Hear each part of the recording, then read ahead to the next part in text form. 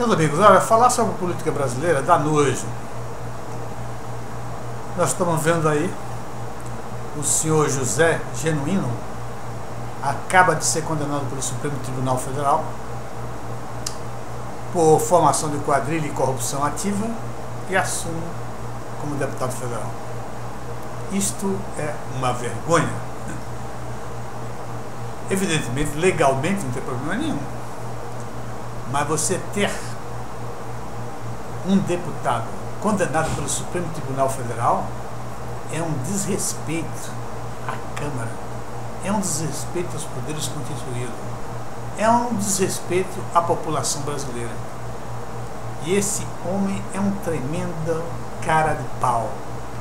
Veja só,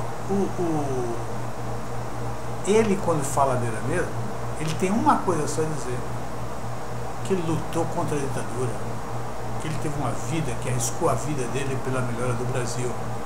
Eu queria saber quais foram os benefícios que ele fez no Brasil.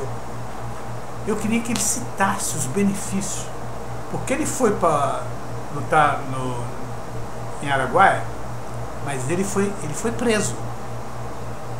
Não foi a ação dele que acabou com a ditadura do Brasil. Pela ação dele, a ditadura do Brasil estaria até hoje. Esse rapaz é completamente despreparado. Eu não tenho muita coisa, não sei muita coisa a respeito dele, não sei uma só coisa dele a favor que ele tenha feito em benefício do Brasil. Não conheço, confesso que não conheço.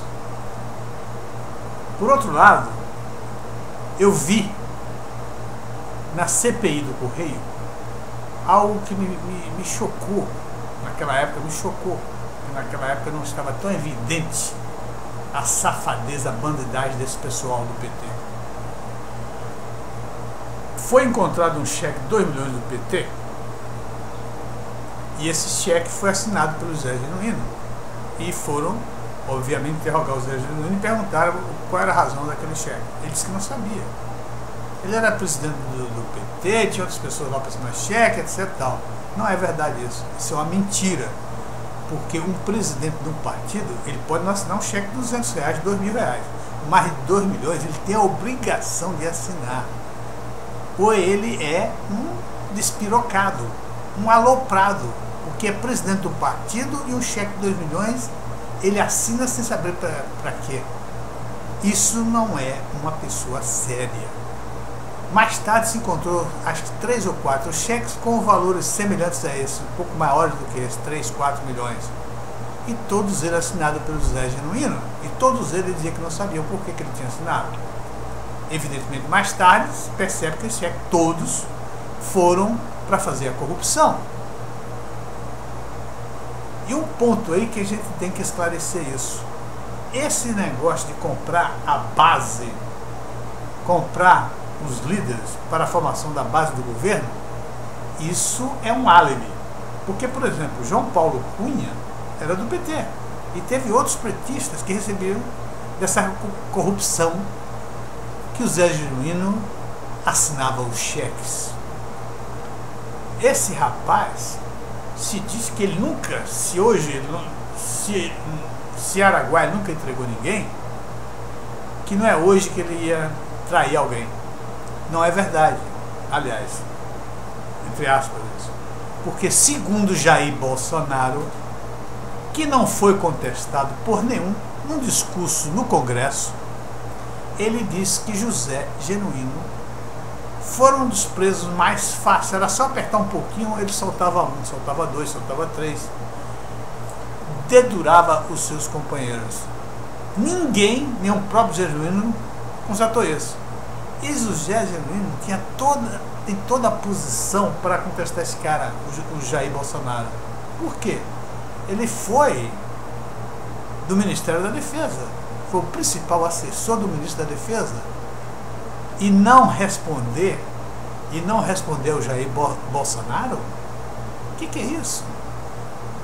Isso para mim é reconhecimento do erro. É reconhecimento que foi um covarde.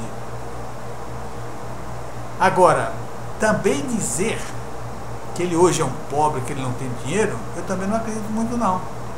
Porque cheques assinados por ele mandaram o dinheiro para a conta no exterior para pagar o Duda Mendonça. Se ele pode fazer muito bem isso, mandar dinheiro para pagar o Duda Mendonça, aliás, o PT tem dinheiro no exterior, em paraísos fiscais, evidentemente o presidente também tem. Porque o presidente não vai fazer só um roubo para o partido. Evidentemente ele vai ter uma comissão sobre isso. Então não acredito muito nisso não. Eu acho que ele deve ter dinheiro e lá fora no exterior. Mas, voltando aí ao problema do Zé Genuíno, se achando o herói brasileiro. Ele nunca lutou contra ditaduras. Ele lutou contra a ditadura do Brasil, mas a favor da ditadura da esquerda. Ele é um admirador do Fidel Castro, um dos maiores assassinos da humanidade, um dos ditadores mais longevos da humanidade é o Fidel Castro. E ele é um admirador do Fidel Castro. Portanto, ele admira a ditadura. Agora, que seja a ditadura, que seja da esquerda, que seja do lado dele. Meus amigos, eu vou te contar.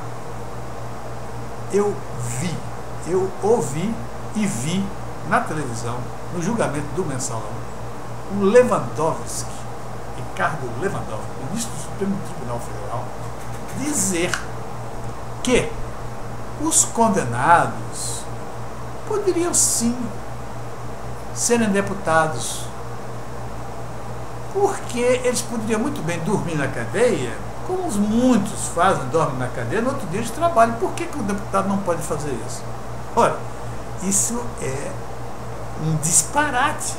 O deputado que faz leis, que é responsável pela legislação brasileira, ser um condenado por corrupção ativa e formação de quadrilha, e dormir na cadeia e no outro dia voltar para a Câmara. Ora, isto não é. Isso é coisa de aloprado.